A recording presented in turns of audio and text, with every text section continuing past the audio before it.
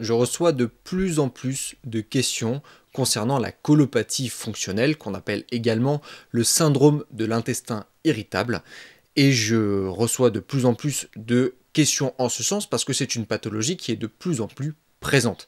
Évidemment, il y a plein de causes physiques qui peuvent favoriser le développement d'une colopathie fonctionnelle. Aujourd'hui, évidemment, ce que l'on mange est le premier facteur parce qu'on mange de plus en plus d'aliments qui sont pro-inflammatoires, qui vont générer une inflammation, notamment au niveau de l'intestin, qui va traiter ces aliments-là.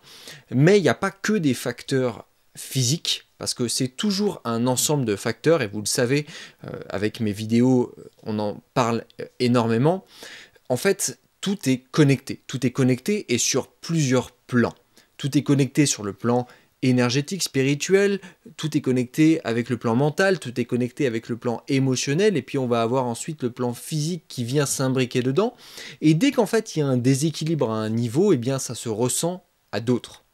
Et c'est pour ça que dans cette vidéo, je vais vous présenter la cause psycho-émotionnelle de la colopathie fonctionnelle.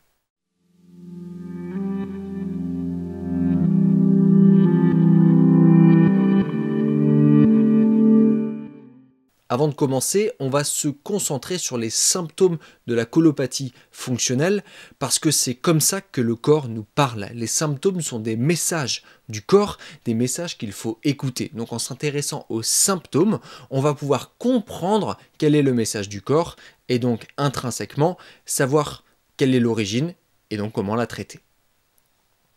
Le premier symptôme qu'on retrouve généralement avec la colopathie fonctionnelle, ce sont des douleurs. On va retrouver des douleurs intestinales. On va également retrouver un inconfort de manière générale, parce que si les douleurs ne persistent pas nécessairement tout le temps, on va retrouver un inconfort dans cette région intestinale, qui prouve bien finalement déjà à travers le symptôme qu'est la douleur, qu'on a une localisation au niveau des intestins. Et ensuite, dans un deuxième temps, qu'est-ce qu'on va retrouver? Eh bien, on va retrouver des troubles du transit intestinal, avec notamment la présence de constipation, ou bien de diarrhée, ou bien encore l'alternance des deux. C'est-à-dire qu'on peut avoir des phases de constipation et des phases de diarrhée qui vont alterner comme ça en permanence.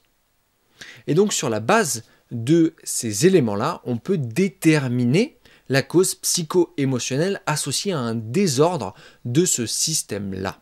Donc la première étape, ça va être de s'intéresser au système en lui-même, le système intestinal. Il est composé, si on découpe très largement et grossièrement, de deux éléments. Ça va être le premier, l'intestin grêle, et le deuxième, le côlon, qu'on appelle généralement le gros intestin, qui va être composé du côlon et du rectum. Si on s'intéresse à la fonction des intestins, ça va être très intéressant parce que ça va nous permettre de comprendre sa fonction psycho-émotionnelle également.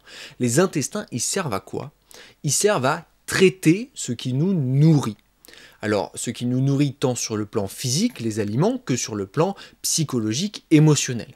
Et donc, ce système, le bon fonctionnement de ce système va déterminer comment on traite cette nourriture-là. Est-ce qu'on la traite correctement ou est-ce qu'on la traite mal? Et en fait, on va avoir deux fonctions qui vont se détacher. Une première fonction, ça va être plutôt une fonction d'assimilation de ce contenu nutritionnel. L'assimilation est plutôt gérée au niveau de l'intestin grêle, donc l'intestin grêle va représenter cette capacité d'assimilation de ce qui nous arrive, sur tous les plans, je le répète, et le gros intestin va plutôt représenter cette capacité de traitement, d'élimination de tout ce qui nous arrive.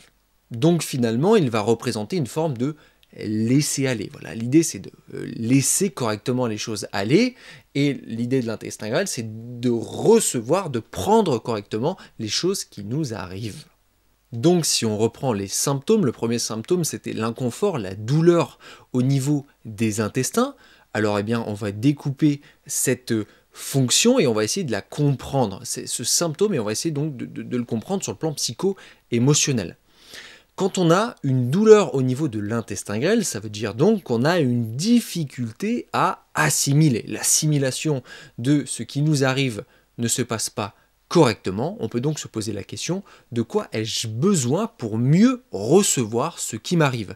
Ça peut être en général de l'ouverture d'esprit, ça peut être une reconsidération des choses, ça veut dire également de se recentrer sur soi-même, sur ses propres besoins, et en fait d'apprendre à mieux recevoir ce qui nous arrive et de comprendre que les choses qui nous arrivent pas pour rien, il y a toujours une signification et que ce soit mal ou bien, eh bien peu importe, la chose est et elle nous permet de grandir, d'évoluer. Alors évidemment, quand on enchaîne les problèmes, c'est compliqué de penser comme ça, mais on verra dans une autre vidéo que les problèmes ne s'enchaînent pas nécessairement toujours et qu'on peut avoir une prise même sur ce qui nous arrive. Je vous garde ça pour une autre vidéo. Et donc ça c'est si on a un problème au niveau de l'intestin grêle, mais si on a un problème au niveau du côlon, eh bien là ça va plutôt être de l'ordre, une douleur au niveau du côlon, ça va être de l'ordre de comment je traite ce rejet, comment je traite l'élimination de tout ça. Et est-ce que j'élimine bien ce que j'ai reçu? Et donc là, on va complètement travailler sur le relâchement. L'idée, c'est surtout d'apprendre à se laisser aller et à laisser aller les choses. Parce que si on cherche à les contrôler, on va voir, ou si on cherche à les rejeter violemment, eh bien, il va y avoir des troubles. Ces troubles, on y vient puisque ce sont les deuxièmes symptômes, le deuxième symptôme, c'est un trouble du transit.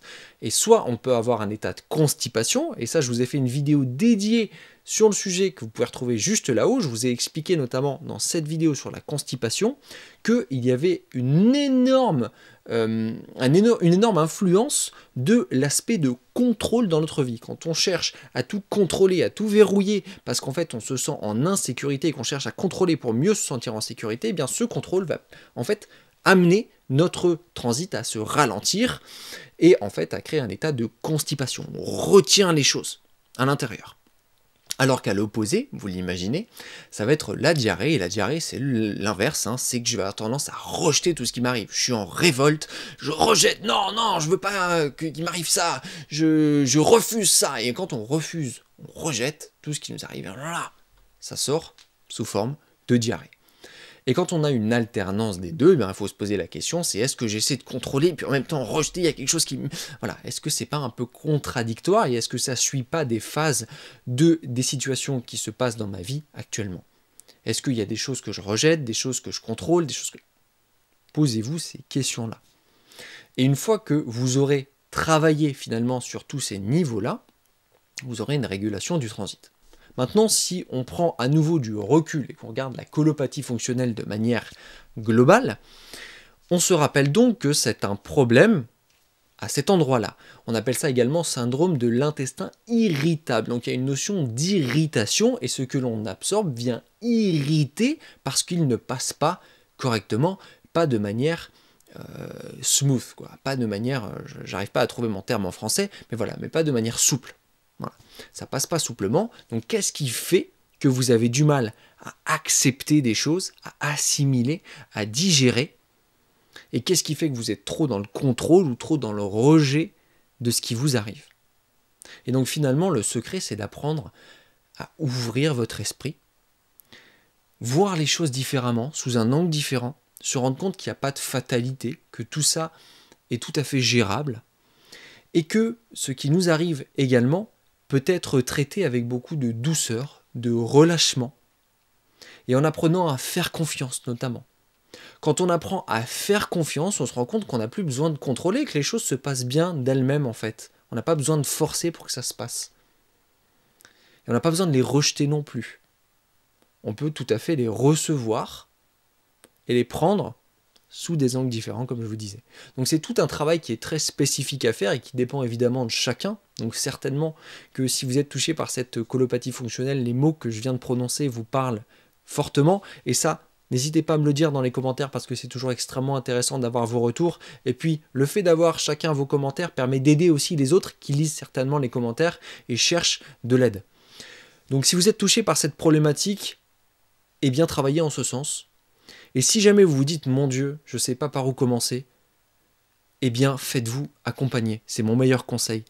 Trouvez quelqu'un de confiance qui va vous permettre de vous accompagner en ce sens-là, d'outrepasser, d'apprendre à gérer ces situations, de comprendre pourquoi vous réagissez ainsi et comment vous pouvez faire pour vous comporter différemment, recevoir les informations différemment, les assimiler différemment, les éliminer différemment.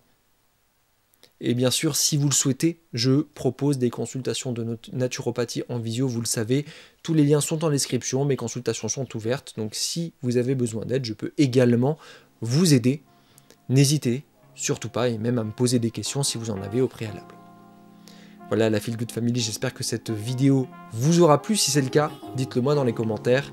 Je vous laisse mettre le gros pouce vers le haut, ça m'aide énormément à vous abonner à cette chaîne si vous n'êtes pas déjà abonné. Moi d'ici là, je vous dis à la prochaine. Prenez soin de vous.